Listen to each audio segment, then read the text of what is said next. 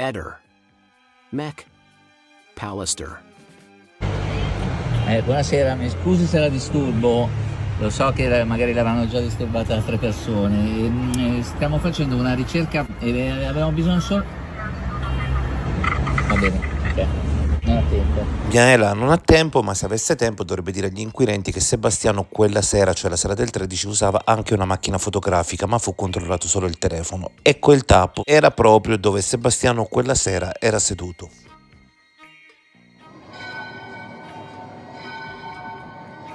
E adesso continuiamo la nostra perlustrazione per Trieste.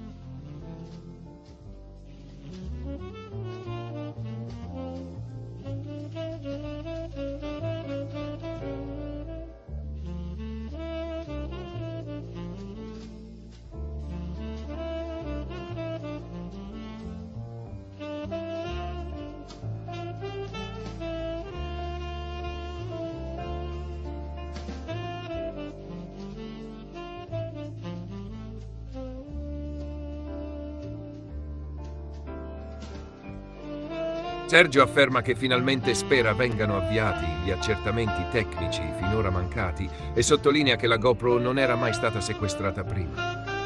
A suo dire non risulta che i materiali di cui parla Sebastiano siano mai stati sequestrati, né che la GoPro sia stata analizzata e poi restituita. Aggiunge che neppure il cellulare usato tra il 2021 e l'inizio del 2022 era stato analizzato. Indica inoltre che Sebastiano avrebbe regalato il suo cellulare a un'amica youtuber, consegnando però agli inquirenti un telefono uguale con un codice IMEI diverso. Alla domanda su cosa si aspetti dai nuovi sequestri, Sergio sostiene che si sarebbero potuti fare prima e auspica che con le tecnologie attuali si possano ancora estrarre dati utili nonostante la formattazione della memoria, per chiarire cosa sia accaduto in quei giorni. Ritiene necessario sequestrare anche gli hard disk su cui Sebastiano dice di aver trasferito i filmati. Precisa che, secondo lui, quei dispositivi furono consegnati a un amico di Roma a fine dicembre 2021, quindi non potevano contenere già il trasferimento della GoPro. Afferma poi che furono consegnati all'autorità a fine gennaio, per cui prima non potevano essere stati controllati. Interpreta questo insieme di passaggi come un gioco di caos che rende difficile agli inquirenti ricostruire l'ordine degli eventi.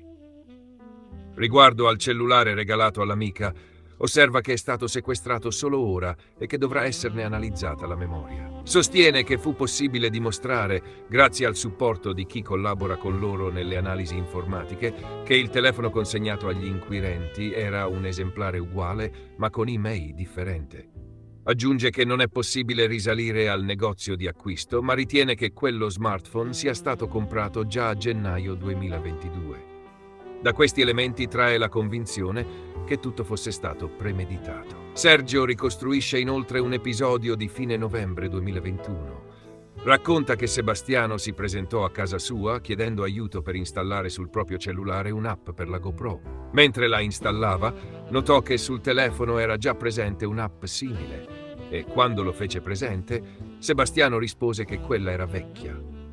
Nella sua lettura, quell'azione serviva a preparare una successiva conferma della versione secondo cui, la mattina della scomparsa di Liliana, Sebastiano era fuori a testare la GoPro. Ribadisce che, a suo giudizio, Sebastiano quella telecamera la sapeva già usare bene. Ricorda che la settimana precedente era stato a una presentazione di un libro a San Lorenzo di Isontino e aveva già realizzato un servizio con 2 GoPro. Osserva anche che le istruzioni sono disponibili nella confezione e che Sebastiano sapeva modificare data e ora dei filmati. Quanto al 14 dicembre, Sergio sostiene che di Sebastiano non si hanno tracce puntuali. Segnala la presenza dell'auto ripresa in entrata e uscita su una strada di Trieste e poi in un parcheggio davanti a una pescheria in via Giulia, ma sottolinea che non si vede chi sale o scende dal veicolo. Aggiunge che in quella mattina il telefono risulta spento dalle 9:12 alle 12:12 e che Sebastiano avrebbe dato versioni diverse. Alla cugina Silvia avrebbe detto di essere rientrato alle 10:30, mentre agli inquirenti avrebbe fornito un'altra ricostruzione. Da tutto ciò deduce che Sebastiano sappia qualcosa che non vuole dire. Evidenzia anche sul piano comportamentale la sua impressione che Sebastiano sia rimasto impassibile in ogni fase, persino dopo il ritrovamento del corpo di Liliana, e che abbia oscillato tra l'ipotesi di gesto volontario, quella di omicidio e nuovamente quella di suicidio. Dopo aver fatto una perlustrazione nella parte bassa dell'ex OPP, adesso eccoci diretti verso via Edoardo Weiss. Una incredibile coincidenza è che il famoso psichiatra di origine triestina morì proprio un 14 dicembre, il 14 dicembre del 1970. Ragazzi, però non va bene, dai, non va bene, dai. No, Dai. Sebastiano. Stanno facendo il loro lavoro, anch'io ho fatto questo lavoro qua. Anch'io andavo a fotografare parenti. Ma non va bene amici. sta Ma roba. lasciali, io sono. È giusto che fanno la cronaca, il loro lavoro, questo è il loro lavoro. Io l'ho fatto per 15 anni e so cosa vuol dire. Vai avanti. No, allora, naturalmente io ti ho chiamato mentre eri in una situazione televisiva, stavi facendo una diretta, stavi raccontando. Io ho lottato, guarda, in questi giorni, avevo le troupe, ho voluto fare a casa, tutti mi dicevano ma no, qua e là, dopo vengono fuori storie e casini. Vengono fuori storie e casini, capisci? E ho desiderato sentire tutte le campane, tutte le cose, quello fatto così, quell'altro, cioè, ho voluto affrontare la cosa per capire anche, perché rispetto a quelle che sono le dichiarazioni di certe persone. Ascoltami, ti fanno fare il riconoscimento, cioè come vi siete messi d'accordo con la polizia? Guarda, non ho la minima idea, perché non so se ho il coraggio, guarda. Ma qui venivate a camminare? Qua venivamo a camminare, proprio qua dietro, guarda, a fare le foto. Ma è possibile che con tutte le persone che l'hanno cercata finora non l'abbiano mai trovata? Questo lo dovreste chiedere a loro, scusa, non.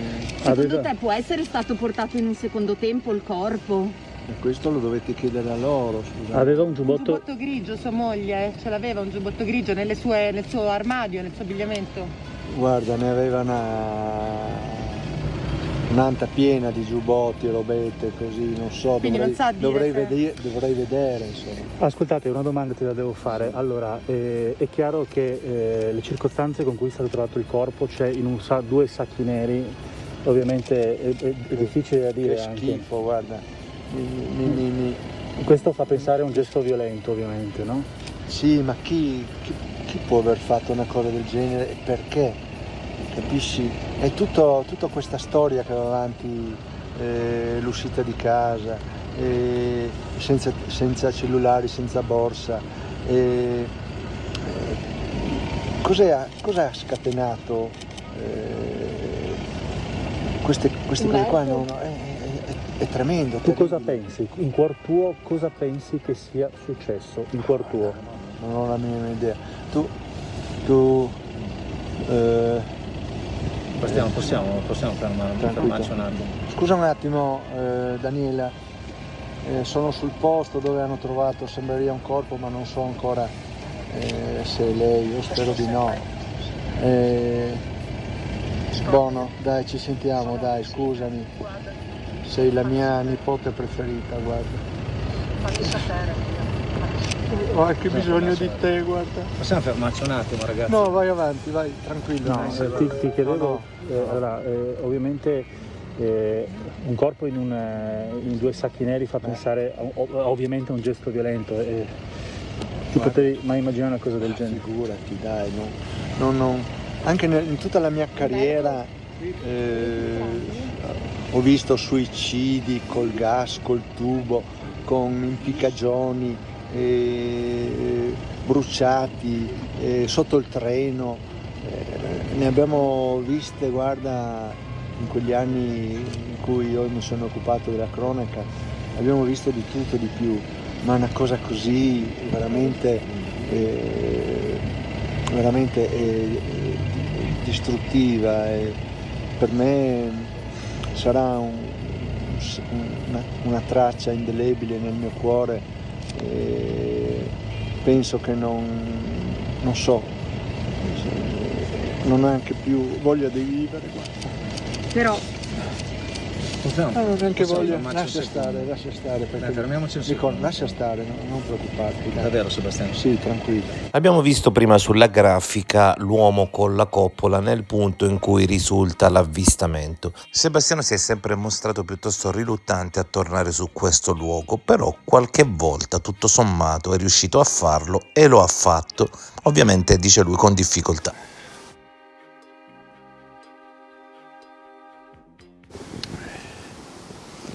Sapere che qui è morta tua moglie, guarda.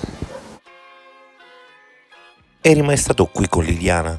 Assolutamente no, a parte che da quello che ho capito era un ambiente chiuso. Però tu hai detto che frequentavate questa zona, quindi avrebbe potuto venire qua. Queste sono cose che qualcuno ci dovrebbe dare queste risposte. Hai capito? Sì, 4 anni, sì, quasi. Ti rendi conto, tutto questo tempo ancora non abbiamo queste risposte. E adesso passiamo anche un attimo allo zio Fulvio Covalero, che secondo qualcuno sfiorò il corpo venendo a pochi metri da questo punto nelle ore antecedenti al ritrovamento, ma secondo qualcun altro invece questo ritrovamento potrebbe anche averlo messo a segno e poi per la sua amicizia con Liliana aver coperto il corpo. Ma dov'era lui la mattina del 14 dicembre? Sì, certamente, l'ho trascorso a casa. Da solo, ovviamente. Certamente sì. Però questo le è stato già chiesto. No, mai. Mai, ok. No, mai, nessuno mi ha chiesto cosa ho fatto il 14. Il problema è che i giornali, le televisioni private, chi l'ha visto, e quarto grado e tutte queste robe qua, devono dire qualcosa, no? Perché comunque la questione di Liliana ha tenuto banco e crea grossi interessi. E quindi ogni giorno c'è qualcosa, viene fuori una voce, un qualcosa. Non so, dicono che io ho segnalato dove trovare il corpo, ma insomma posso dire una cosa, guardi, c'è stato la strage di Peteano, 72. Ecco, è arrivata una telefonata, segua un attimo la storia, ma per curiosità, era arrivata una telefonata a fine maggio del 72 che c'erano 500 con dei buchi sul parabrezza, tipici di proiettili, no? Quella telefonata del 30 maggio del 72 i carabinieri l'hanno registrata e parliamo a questo punto di 50 anni fa. Allora, adesso è chiaro che qualsiasi telefonata che arriva ai carabinieri della polizia o chi che sia è ultra registrata, per dire. Sì, quindi sanno chi era che l'ha fatta. Ma diciamo che se la telefonata è arrivata ai carabinieri della polizia, ma è matematico che è registrata. Gliel'ho detto io stamattina. Questo magari la persona che ha telefonato può aver camuffato la voce, per dire. Sì. Però sicuramente non è collegabile a certe voci. Lei si è fatto un'idea di perché proprio in quel boschetto? Perché secondo me non si è suicidata. No, ma neanche per me. Neanche per me. Adesso pian piano mi pare che stiano arrivando un po' a quelle che sono state le mie conclusioni. C'è un particolare, no? Si parla di suicidio, sì, no? Però credo che Liliana, faccio un esempio, credo che Liliana una violenta aggressione verbale le possa aver procurato quello scompenso cardiaco di cui hanno trovato tracce nell'autopsia. Cioè, io non escluderei completamente questa situazione. Allora, se questa ipotesi fosse vera, chiaramente se c'era Sebastiano con lei e che l'ha aggredita verbalmente fino a farle scoppiare di tensione, E Sebastiano avrebbe telefonato al 118 e avrebbe detto guardate, mia moglie ha avuto questo malore. Per dire, no? È sicuro Cosa? che l'avrebbe fatto? E suo marito?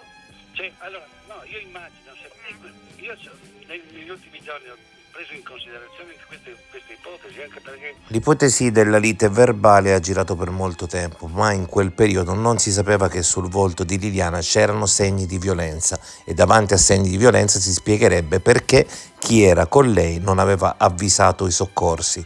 In quel caso la responsabilità sarebbe stata diretta. Sebastiano avrebbe telefonato al 118 e avrebbe detto guardate, mia moglie ha avuto questo malore. Per dire, no? È sicuro Cosa? che l'avrebbe fatto? E suo marito? Cioè, allora, no, io immagino, negli ultimi giorni ho preso in considerazione queste ipotesi, anche perché conoscendo la sensibilità, il carattere in vita e questa roba qua, Liliana ha un'aggressione verbale forte, senza nessun cenno fisico, ma semplicemente accusandola di qualcosa, no? Una grossa incazzatura che subiva, magari e sapendo di non aver colpa, di non aver, diciamo, no? Sì. Questo avrebbe provocato lo scompenso cardiaco. Nel caso in cui una persona ha un alterco con un'altra e questo causi un infarto, sicuramente voi chiamerete l'ambulanza perché non sarà possibile ricondurre le cause del decesso al vostro operato.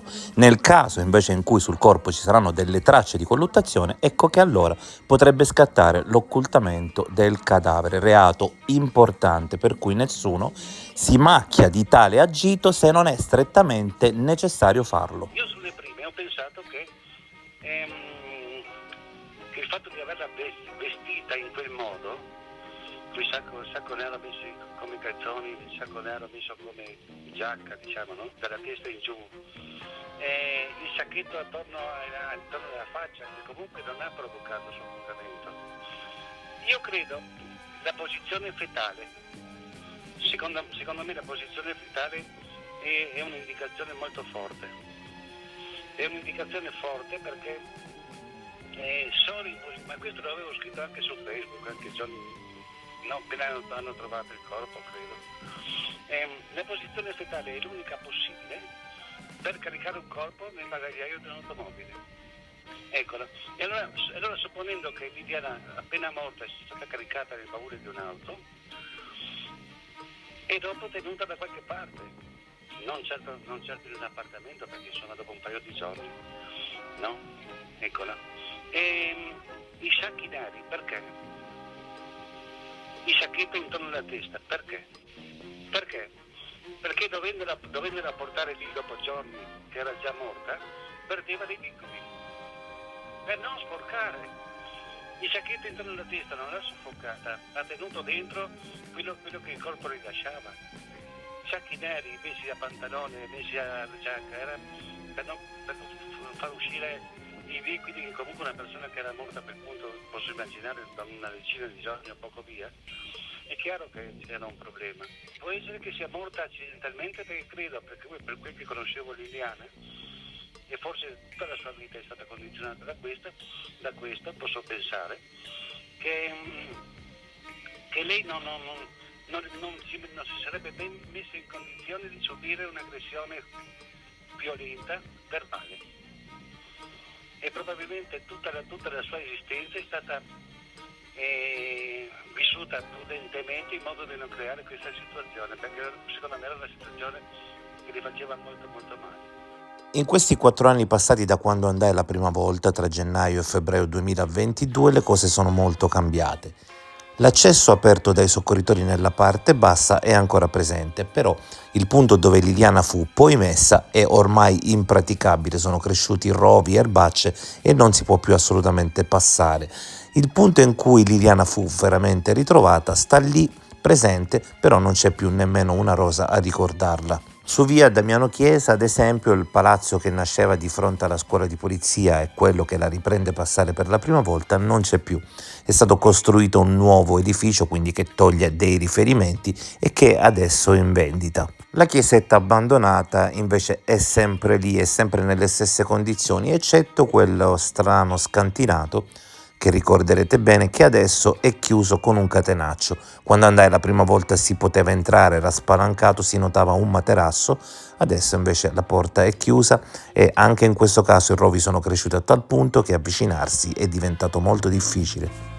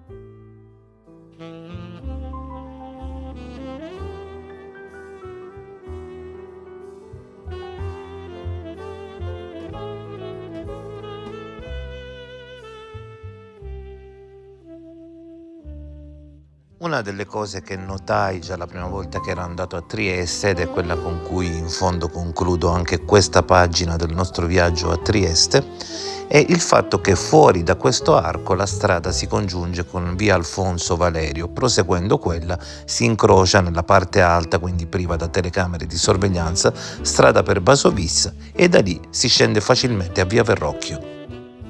Ehi, non dimenticare di iscriverti a questo canale.